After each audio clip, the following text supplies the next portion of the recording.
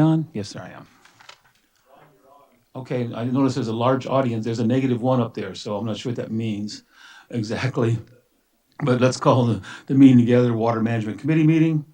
With that, we'll see if there's any comments on the line. I take it not.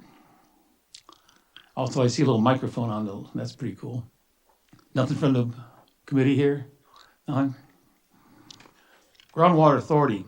Of course, I don't have a lot to report because, of course, that Chuck isn't here. But what I did read about the meeting, it looked pretty interesting. You know, and on some of the issues. Is there anything that came up besides what's going on with coming up with the TAC right now? Yeah, there wasn't anything on the agenda that I recall. It was a specific action item other than a consent agenda. Most of it was just updates from the Water Resource Manager and General Manager, as far as I recall. Okay. How about the information that you passed on that Stetson is passing over to the TAC about the Southwest El Paso area? Wasn't there some items he has them looking into? I think, let me look at my phone and see. Remember you passed that email out? That the TAC's been requested to look at some information. Let's see if I can find it real quick. Technical items to present to the TAC is what the title of it is. And You're talking about the memorandum that they're supposed to, technical memorandum they're supposed to. Yeah. Yeah, I was going to report on that. do you want to? Alternate water sources. Okay. When it goes for alternate water sources, okay. Yeah. That's what I was talking about. Okay. But yeah, other than that, I don't think there was anything. The Groundwater Authority meetings of late have been relatively quick. Yeah. And again, I don't think there's been, I think the only thing probably, we still haven't got the audit. Yeah. An audit. I believe it's supposed to be presented this in June, but we'll see. All right. So we'll move on to number 4 then, the aqueduct release. I see they've been requested to back off on one of the releases. Yeah, so the releases do continue from 3 of the 5 locations within the Indian Wells Valley. Boulder Draw is still shut off. It's been off since April 17th. And Bird Springs was shut off on May 5th, and it remains off. As of yesterday, based on what they're reporting, estimate 5,486.6 acre feet has been released. Wow. During the May 2nd special board meeting, there was a notice of exemption that was approved to file for a project that involved placement of temporary sandbag dikes to be hand placed within the banks of Little Dixie Wash in order to slow the flows in an effort to help protect the facilities at China Lake Naval Weapons Center Station, and also from potential flooding and subsidence damage as a result of the flooding as a result of the water reaching the playa. And then also to encourage some percolation in the groundwater basin. Available resources limited any effort to only doing something on the Watkins property. Mm-hmm. It's unlikely that barriers could be constructed at all 4 locations. We did acquire some additional sandbags, but there wouldn't be anywhere near enough to do all 4 sites. So we had a discussion and we filed an amended notice of exemption on May 16th, with language that does not limit the project to hand placing sandbags because there are other less costly and laborious alternatives that are under consideration, including just doing sand dams similar to what Kern County did back in 2017. So the amended notice of exemption has restarted the 30-day clock. The Navy did finally provide a letter in support of the district taking the action to slow the flow through the wash. And that was included with the revised notice of exemption, as well as with the stream alteration agreement application that was submitted to Fish and Wildlife on May 19th. While work can be started after the notice of exemption is filed, we do have to wait for Fish and Wildlife for the stream alteration agreement. However, it is noteworthy that the leading edge, as you've seen on the updates every day, has receded significantly. At one point, it had reached Highway 395. Right. Since then, it's backed up all the way to west of Red Rock Canyon Road. We're watching it regularly, and we're thinking if there is no significant advance occurring, I think we're going to rethink spending any money on doing a any work on the Watkins property or any other Are they property. still releasing the same amount of water? It's just receding anyway? Yeah, yeah. Okay. So I can't see, it's, right now, it's gotta be almost 2 miles away. Where's from it the water. going? That's what Director Latorre asked last night. Somebody put a pipe in up there and collect it all or something? I kept thinking they're lowering the amount that's being released, but they're not. I'm sure it's all not evaporating. I mean, some of it's probably evaporating because we did have some hot weather, but Yeah, but it's still, gotta be, that's a gotta be lot of going to the ground evaporation. Yeah. at some point. But again, I think the money's probably better spent. We've talked before about looking at long-term projects Mhm. when these events occur again. Right. So I think the money's probably better spent. Again, we'll keep an eye on it, but if it continues to do what it's doing throughout the next several weeks, I don't see a point to To doing doing it. anything. Were all of the sandbag, I call them cofferdams, were all of them on this same release area, on the release in this area? Yeah, in other words, all the areas we were talking about putting the sandbags, was it all on this particular flow? That's receding. Where we were talking about putting the sandbags was on, well, initially, there were all four properties. We had Right. locations on all four. Right. But when it seemed like it wasn't gonna reach we thought we'd start on the southernmost property first and see how it goes. But it's all in the same flow pattern. Right, Okay, so we it's- were gonna yeah. work on the Watkins property first and see how effective that was Right. before we did anything else on the other three parcels going to the north.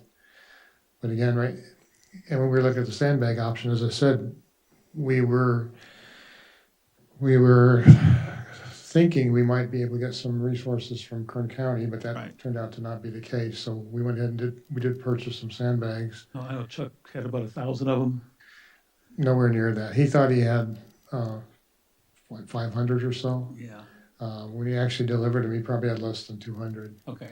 That's why we went ahead and purchased some more, but I'm not sure that, like I said, I think they're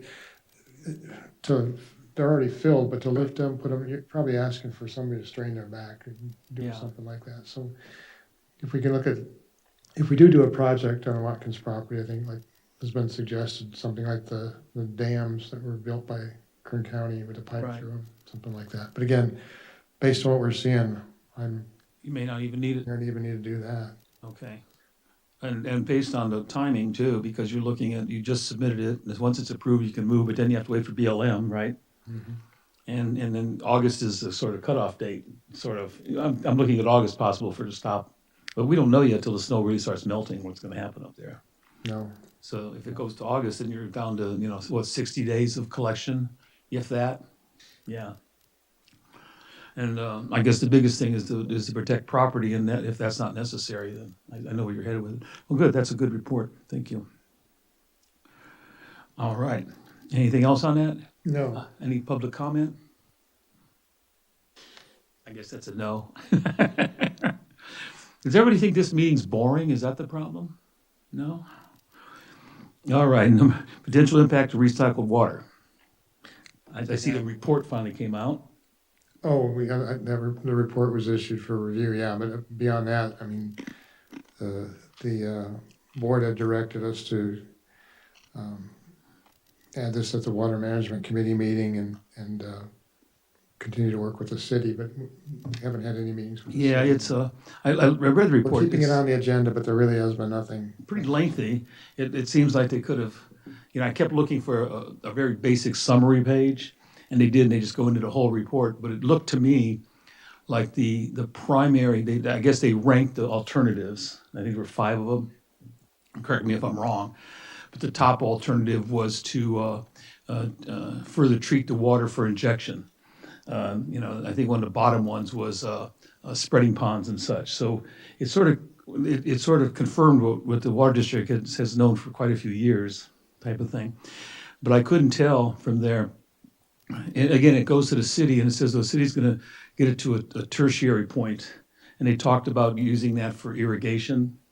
And that bothers me a little bit, because we looked at that, remember, the cost of irrigation.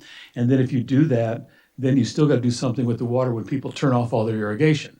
Yeah, in irrigation, you wouldn't be using it obviously during Yeah, the winter, so you gotta find some place to put that water. because that's why the board selected, the best thing we felt was to go ahead and plan to treat it all. And because if you don't, if you put an irrigation system in, you still need to put something in to treat the water in the 3 or 4 or 5 months when people aren't using it. And it looks like they completely got away from the water for the Searles Valley. I mean, that was low on the priority as well because they kept, Well, and I I don't, couldn't figure out that one. That one, when I read what they wanted to do with the water over there, they talked like the water that would go down there was going to be used to, as Mick used to say, wash rocks. They didn't even go into the item that it would need to be treated so it's in a potable water stage. But that one sort of bothered me a little bit. I didn't see a lot about the use of it for industrial use. well, to my knowledge, I don't know that Searles Valley Minerals even responded to that. I don't think so. I don't think they have. And they weren't on the committee working on this at all, but we were. So it sort of said what we expected it to say, but I don't, we'll see where it goes. It's sort of, I think it's going to hang in limbo for a while. I think the biggest thing is to build the plant. And at some point, the city's going to come out and say, now we have all this water, who wants it? Or what do we do with it? And at that point, the district will have to will get better involved. But as long as we're still talking with them, eventually maybe they'll say, hey, why don't you work with us on this so we can put the plans in to do the final treating of it for injection. But at least they got the report out. I'm sure we'll hear some comments about it come with the board meeting, I have a feeling. Yeah, and it was distributed to our consultants, to Chuck well. and Tim Parker. But they were involved. They were actually, wasn't Chuck, they were sort of involved somewhat in where that whole report went. Yeah. I just didn't see a lot of, To a point, but then I think there was a period of time where there was no discussion, no yeah. communication. There was no recommendation, if I'm not mistaken. They gave the rank of the alternatives, but I don't recall saying, well, here's what we recommend that needs to be done and how it can be done and who can do it. Did you get a chance to read it, Renee, at all? You might want to glance at it. I'd like your opinion on it because I don't see where it ended up saying, okay, here's the 5 alternatives.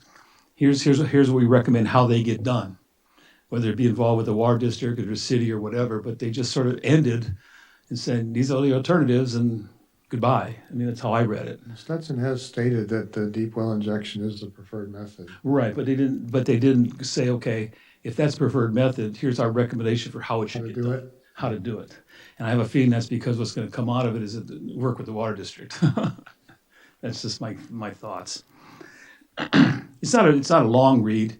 It's almost a little bit confusing, not confusing to me, but the way it was put together, it just didn't seem, it was, they said a lot of stuff because I'm sure that report cost $1 million. So they said a whole lot of stuff. But usually, you have an executive summary and an executive recommendation. None of that was in there. So we'll see what happens. And I don't know whether that's going back to the TAC or not either. I think they're done with it. As far as I know, the report's done. Assuming at the next meeting, they're probably going to bring it for, what's the term we're going to accept and file? Possibly. Is it on their website yet, Don? I don't know for sure. I don't think it's on the website. I think it's been just distributed to staff and to the TAC at this point. Yeah, Don's got. Yeah, she can shoot you an email with the same. You just copy it on the one I got. All right. Brackish Water. I take it there's no. No, the only thing on May 16th, Wade Major, of course, he works with Aqualogic. He completed and submitted the 2022 fourth quarter quarterly report. He also submitted the invoice package number 6, technical memorandum entitled RO Membrane Performance Modeling, Additional Scenarios, and then the 2022 annual report. Sent that to DWR, Department of Water Resources, for review and comment. This week we did receive notice of payment of invoice package number 6, and that's in the amount of $19,317.54. That was approved on May 22nd. So the study's moving along. The final steps before compiling the final draft study include efforts to evaluate shallow well impacts in the study area based on existing predicted drawdowns using the DRI model. And again, the completion date has been revised to December 30th, 2023. Okay. All right. So most of the work has just been compiling the reports and getting those submitted. And when all this final stuff is together, then there'll be consideration maybe for a pilot study. Yeah, I mean, that seemed to be the next step. It's possible. I mean, Yeah, the key is getting access to areas that meet the specifications for a test. The brackish water, the water that we did, as I reported before, the area that we tested wasn't the ideal choice. It didn't meet all the criteria. But of course, we're limited to where we can go by the fence line of the base. when the district did their test on the brackish water test, what was that, 15 years ago at least? That plant, was it 15? Where was the brackish water required? What particular well, or where was it? It was a particular well over at Neil Ranch. It was well number one. On Neil Ranch, yeah, and I assume that doesn't meet the standards of what they want to do a test on this in the brackish water study. I'm just saying that they're looking for a particular location and type of brackish water that they expect that we have the quantity of, and that's only under the base. Yeah, I don't recall what the specs are, but I've mentioned it before during water. I've listed them before during previous. That we had, yeah. Okay.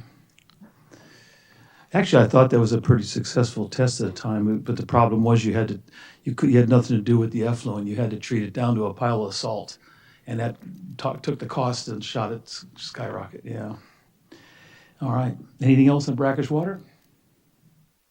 Nope. Okay. Alternate water sources. So what's going on in the Southwest Field? First of all, following approval of the proposal to revise the draft seismic report to include net clay analysis, John Jansen with Collier Geophysical, he's completed the calculations. He shared them with Tim Parker for his review and comment. Tim has completed his review, which allows John to continue his work on the report. I did check in with John earlier this week, and he reported that he needed to change out a couple of the tables and had a figure for the net clay imaging, and then the report would be ready for review. He did apologize, said he'd been on the road quite a bit in the last few months, so that's why previous meetings there hasn't been much to report. But looks like he's going to be able to wrap up the final report for final review. And again, that's on the seismic reprocessing. Nothing significant to report since the April meeting on the drafting of a plan for exploring the potential of the El Paso subbasin. Tim Parker, Dave Scriven, and I did have a call with Paul Goslin and Tim Godwin with DWR last month, and they did acknowledge the benefits of doing exploration in that area, but they did want to make sure that the Groundwater Authority would support the project and also support the district submitting an application for funding. We still haven't gotten a resolution of how do we go ahead, how do we do an application. Tim's been in contact with a couple different offices at DWR, including the local one, and he still hasn't gotten clear direction on how to do that. Earlier this week, as you mentioned earlier, we were advised that Stetson Engineering is preparing a technical memo with recommendations on exploring this El Paso area. They do intend to have a draft technical memo to the Technical Advisory Committee meeting next month, and then that study would be included in a 5-year update of the GSP. So when I received that email, I reached out to our consultants and to see how Stetson proceeding on this path affects our work. Right. We certainly don't want to be duplicating efforts, but Exactly. Well, yeah, because we pay for the they lack certain data in the area that we've started to accumulate some. Yeah, they've already been working on reviewing the data. Tim's gone through his logs. They've gone through some of the SkyTem work, so they've made progress on it, but nothing significant in the last month. Didn't they drill? I thought they did 2 exploratory wells in those areas.